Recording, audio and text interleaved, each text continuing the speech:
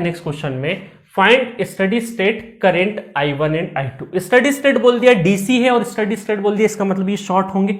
अब बहुत सारे स्टूडेंट यहाँ पे क्या गलती करते हैं, देखिए जैसे ही वो देखते हैं कि यहाँ पर 18 है ना, नॉर्मल कैसे सॉल्यूशन होता है ये देखा, और आपने देखा कि शॉर्ट, सर बोले थे शॉर्ट करना है, शॉर्ट करना मतलब दोनों वायर शॉर्ट हो जाएगा। इसका मतलब है कि 18 है ना, दोनों में क्या हो जाएगा, करंट बराबर चले जाएगा, तो 18 डिवाइडेड बाई 2 करंट की वैल्यू कितनी आ जाएगी, करंट की वैल्यू 18 डिवाइडेड बाई 2 तो आ जाएगी 9 एम्पेयर। तो आप बोलोगे सर दोनों में 9 एम्पेयर 9 एम्पेयर, क्योंकि शॉर्ट तो एक ही वायर है, 9 एम्पेयर करंट चले जाएगा।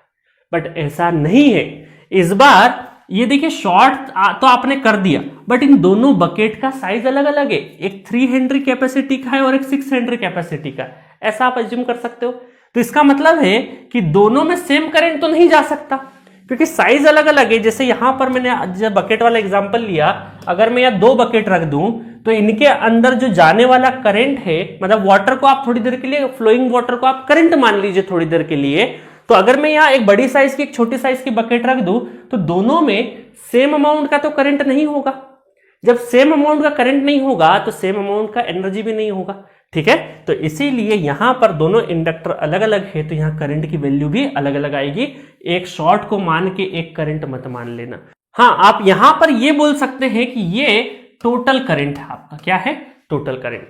टोटल करंट है 9 एम्पेयर। तो यहां से ये बात तो पता चल गई आपको कि ये है 9 एम्पेयर, और ये 9 ampere current depending on the inductor हम लोग I1 और I2 निकालेंगे। तो I1 अगर मुझे निकालना है तो 6, जिसमें नहीं निकालना वो ऊपर 6